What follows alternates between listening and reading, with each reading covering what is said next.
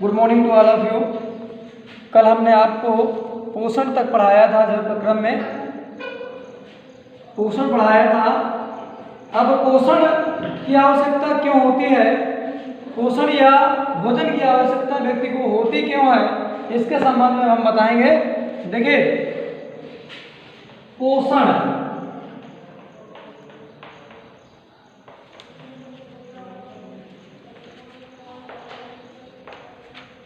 Nutrition, पोषण या nutrition, पोषण है क्या? मैंने आपको बताया था कि जीवों को अपने जीवन चक्र को पूरा करने के लिए कुछ खाद्य सामग्रियों की आवश्यकता होती है।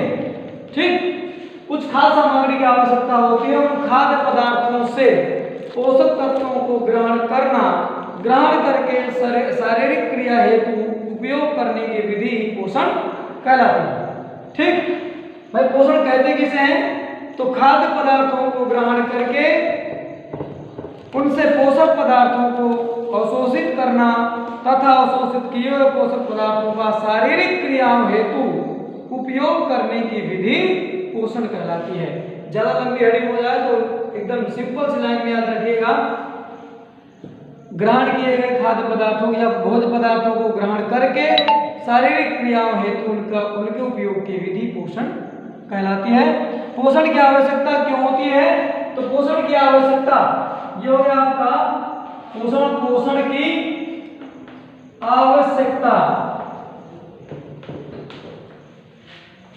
क्यों? नंबर 1, ऊर्जा की आपूर्ति। ऊर्जा की आपूर्ति या कहें सप्लाई ऑफ एनर्जी। ऊर्जा की पूर्ति करने के लिए, ऊर्जा की पूर्ति क्या? हम जो क्रियाएं करते हैं उसमें ऊर्जा लगती है। ऊर्जा लगती है। ऊर्जा मिलती कहां से है? तो ऊर्जा हमको प्राप्त होती है भोज्य पदार्थों से। कहां से? भोज्य पदार्थों से या खाद्य पदार्थों से। खाद्य का मतलब खाए जाने वाले पदार्थों से हमको ऊर्जा प्राप्त होती है। उस ऊर्जा की भरपाई करने के लिए ही पोषण किया जाता है। ठीक है, मतलब पोषक पदार्थों को ग्रहण किया जा सकता है। तो आप कहें कि जैविक कार्यों में वे होने वाली ऊर्जा की पूर्ति भोजन के द्वारा ही होती है या भोजन के ऑक्सीकरण के फलस्वरूप होती है, और उस ऊर्जा की भरपाई करने के लिए ही पोषण की आवश्यकता होती है। ठीक है। नंबर 2 है शरीर की वृद्धि। ये क्रियाएं हैं शरीर की वृद्धि।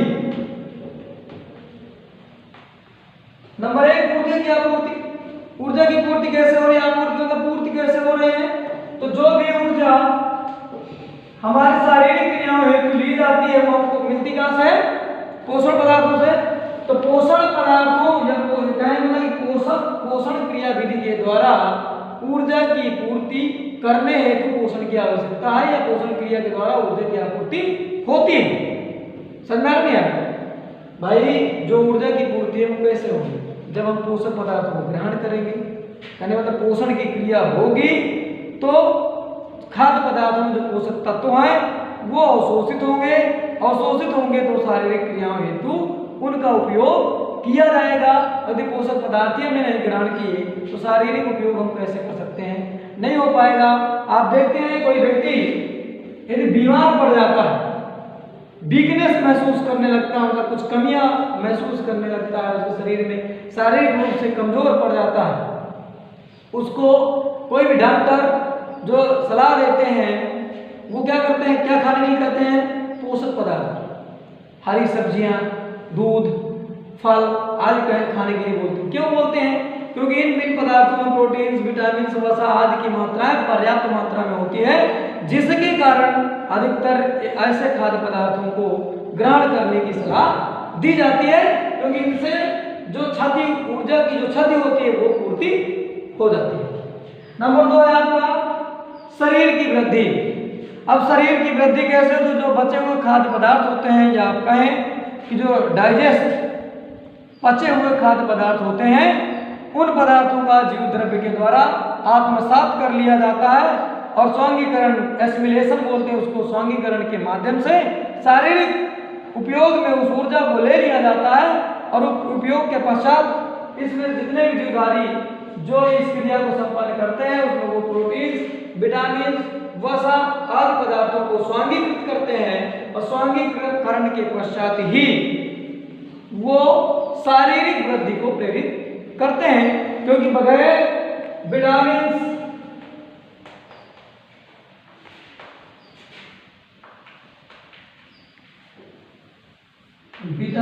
Protein, carbohydrate,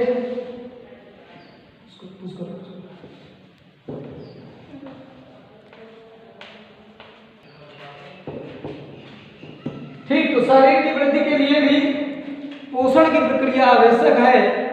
protein, vitamin, carbohydrate, वसा इन पदार्थों को स्वांगीकृत किया जाता है। जो आप भोज्य पदार्थ ग्रहण करते हैं वो भोज्य पदार्थ डाइजेस्ट होते हैं, पचाए जाते हैं, ठीक है। पचने के पश्चात उनमें से जो पोषक पदार्थ होते हैं उनका स्वांगीकरण किया जाता है। स्वांगी मतलब शरीर के द्वारा स्वयं अंगीकृत कर लिया जाता है, उसको स्वीकार कर लिया जाता है पोषक पदार्थों को, जिनमें प्रोटीन, विटामिन, कार्बोहाइड्रेट, वसा आदि खनिज लवण मौजूद होते हैं, जो हमारे शारीरिक वृद्धि के लिए उपयोगी होते हैं। तो दूसरा जो पॉइंट है आपका, शरीर की वृद्धि के लिए, किसके लिए? शरीर की वृद्धि के लिए, ऊर्जा की आपूर्ति के लिए, शरीर की वृद्धि के लिए। और जो अगला पॉइंट है वो आपका शरीर की टूट फूट की मरम्मत के लिए भी पोषण की आवश्यकता होती है। टूट फूट की मरम्मत के लिए,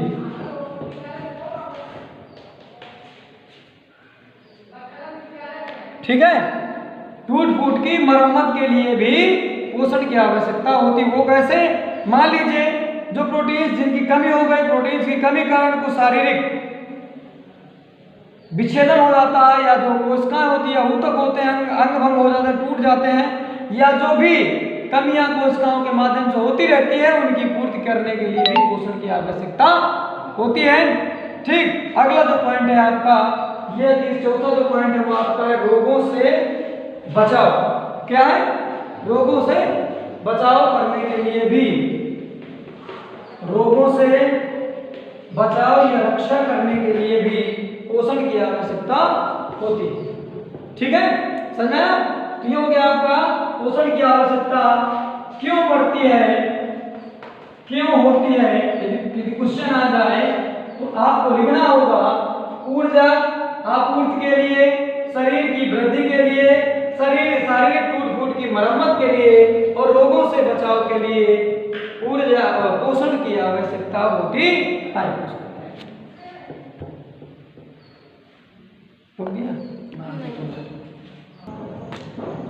देखिए पोषण की आवश्यकता क्यों होती है? ऊर्जा आपूर्ति, शरीर की वृद्धि, शरीर की टूट फूट की मरम्मत के लिए और रोगों से बचाव के लिए पोषण जरूरी होता है। पूर्ण क्रिया संपन्न की जाती है।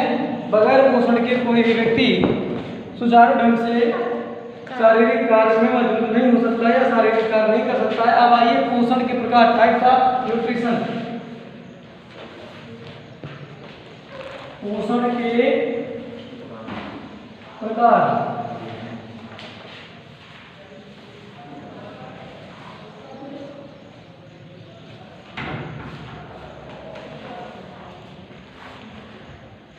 ठीक है, टाइप्स ऑफ न्यूट्रिशन। पोषण कितने प्रकार से होता है आप पढ़ते चले आ रहे हैं 6, 7, 8 से कंटिन्यू। थोड़ा बल डालेंगे थोड़ा दिमाग में तो आपकी समझ में बात आ जाएगी। यदि आप थोड़ा सा दिमाग में अपने बल डालते हैं, बल डालने का मतलब थोड़ा सा प्रीवियस क्लास में आप जाने का प्रयास करें, पूर्व की कक्षाओं में, मतलब पहले वाली कक्षाओं में भी आप जाते हैं तो आपकी समझ में आ जाएगा कि कैसे पोषण है क्या और कितने प्रकार होता है। तो नंबर 1 है आपका स्वपोषी पोषण। क्या है? स्वपोषी पोषण। ऑटोट्रॉफिक न्यूट्रिशन है ये आपका स्वपोषी पोषण।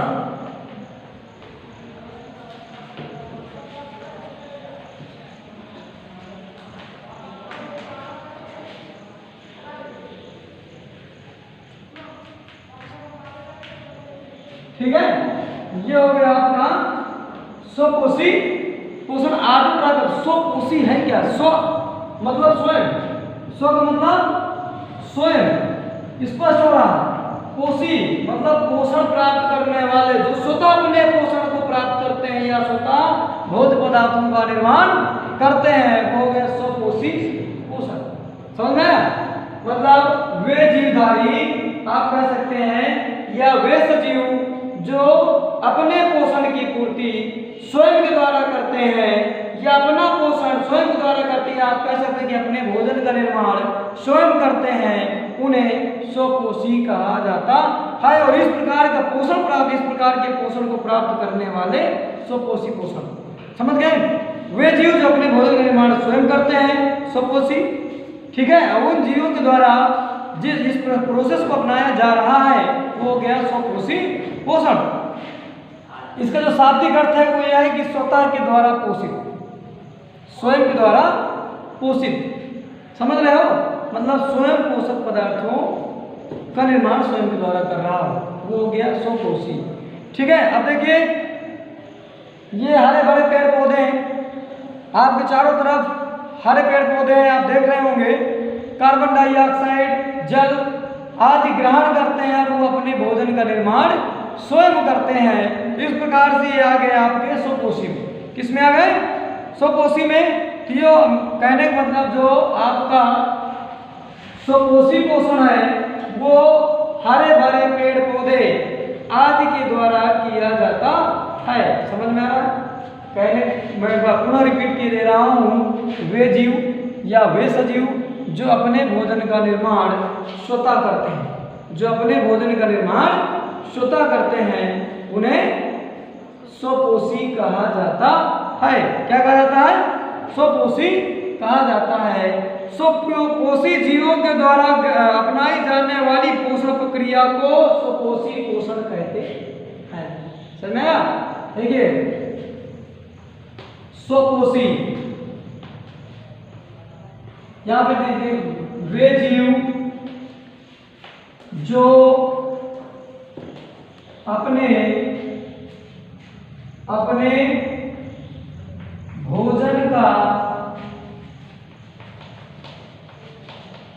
संश्लेषण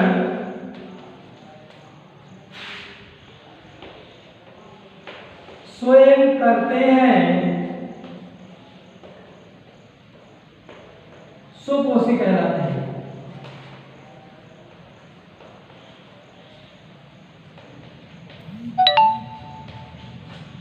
ओके, ये स्वपोषी। अब स्वपोषी जीवों द्वारा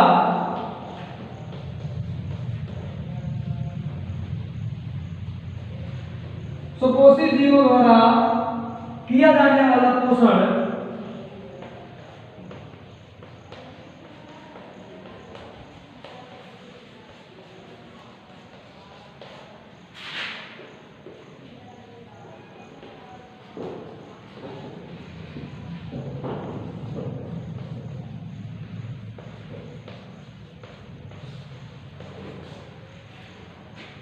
समझा ना? स्वपोषी वे जीव जो अपने भोजन का निर्माण स्वयं करते हैं या अपने भोजन का संश्लेषण स्वतः करते हैं, वो स्वपोषी हो गए। स्वपोषी जीवों के द्वारा अपनाया जाने वाला पोषण स्वपोषी पोषण कहलाता है।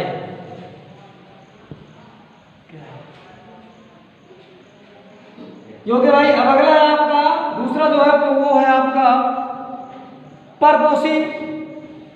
ठीक। अब देखिए, जो परपोषी है, स्वपोषी के भाग हैं। पुश करो।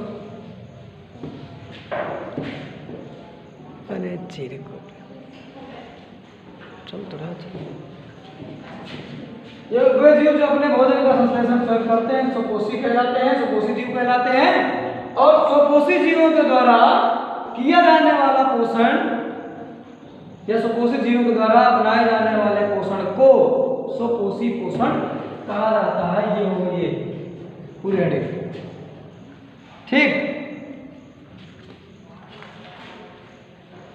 अब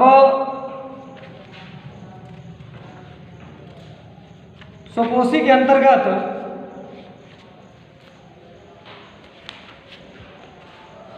अब ये हो गया स्वपोषी। अब पहले क्रम से क्या मैं पहले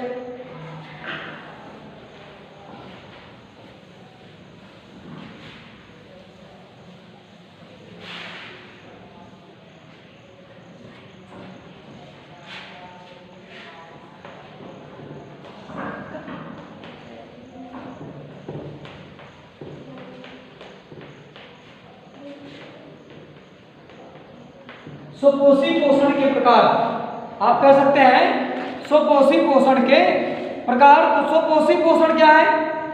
अब देखिए ये इसका जो प्रकार है वो प्रकाश संश्लेषी नंबर 1 में क्या है? प्रकाश संश्लेषी। दूसरा रसायन संश्लेषी। पहला है आपका प्रकाश संश्लेषी।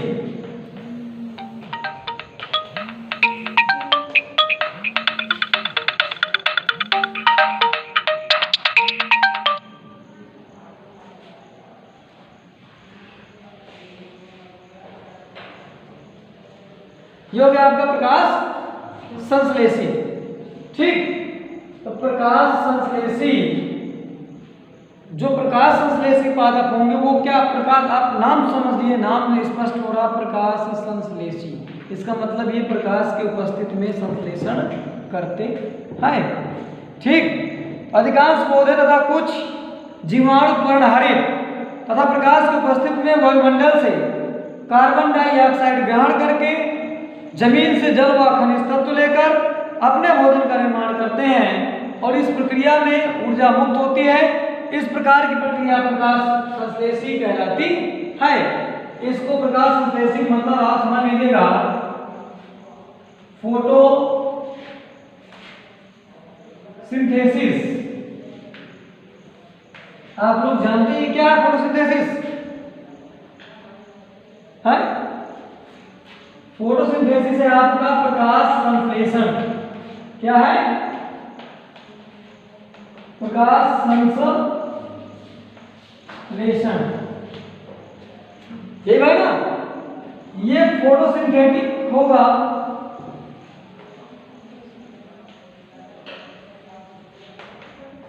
ये प्रकाश संश्लेषी। इस क्रिया में क्या होता है? अधिकांश पादप कार्बन डाइऑक्साइड कहां से लेते हैं? वायुमंडल से। कहां से लेते हैं? वायुमंडल से। शुद्ध प्रकाश संश्लेषण की पूरी क्रिया होती है। प्रकाश संश्लेषण की डेफिनेशन आपको मैंने बताया, उसके बाद ही बता दे रहा हूं। हरे पेड़ पौधे सूर्य के प्रकाश की उपस्थिति, सूर्य के प्रकाश और क्लोरोफिल की उपस्थिति में वायुमंडल से कार्बन डाइऑक्साइड लेकर, जमीन से जल व खनिज तत्व लेकर अपने भोजन का निर्माण करते हैं या अपने भोजन का संश्लेषण करते हैं। इस प्रक्रिया में ऊर्जा मुक्त होती है, वो ऑक्सीजन मुक्त होती है।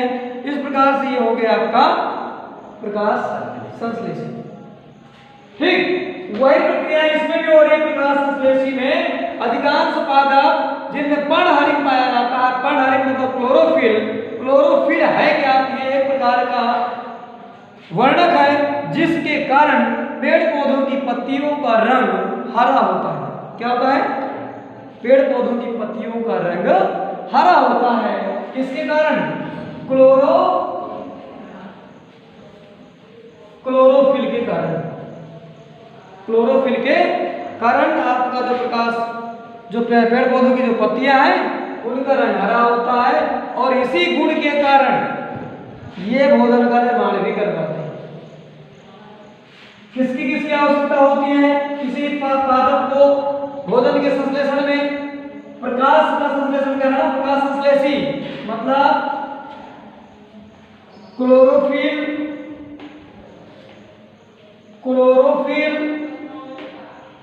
और सूर्य का प्रकाश,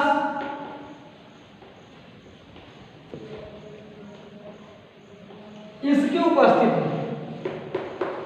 क्या करते हैं? वायुमंडल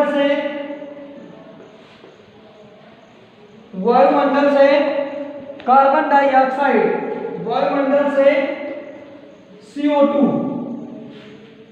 लेते हैं तथा जमीन से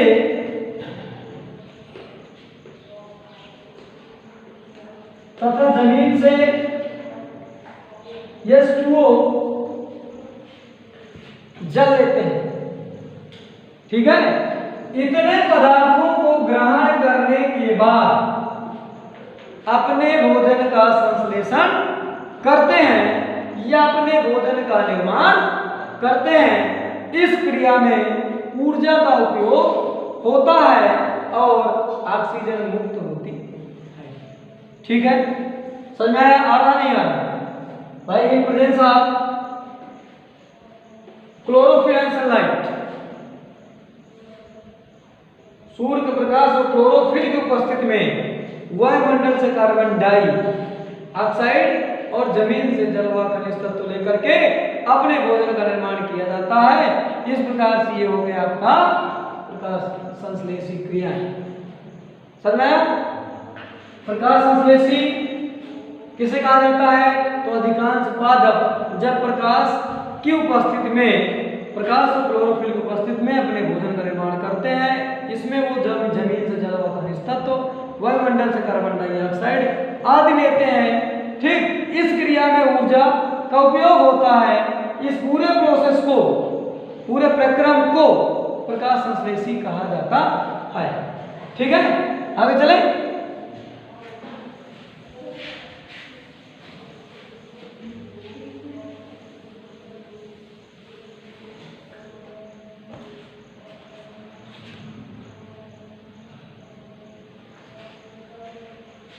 ठीक है, धन्यवाद। आपसे आग्रह ये है कि जो कुछ भी आपको पढ़ाया जा रहा है उसको लिखते जाएं नोटबुक में और तैयार करते जाएं, क्योंकि जैसे भी आपका टेस्ट होगा तो हम टेस्ट में ये क्वेश्चन पूछ सकते हैं, हर चैप्टर से संबंधित आएंगे और बोर्ड के हिसाब से आपकी तैयारी जारी रहेगी। आपसे आग्रह यही है कि आप नोटबुक तैयार करके उसका अध्ययन जारी रखें, याद करते रहें। धन्यवाद। कहाँ गया?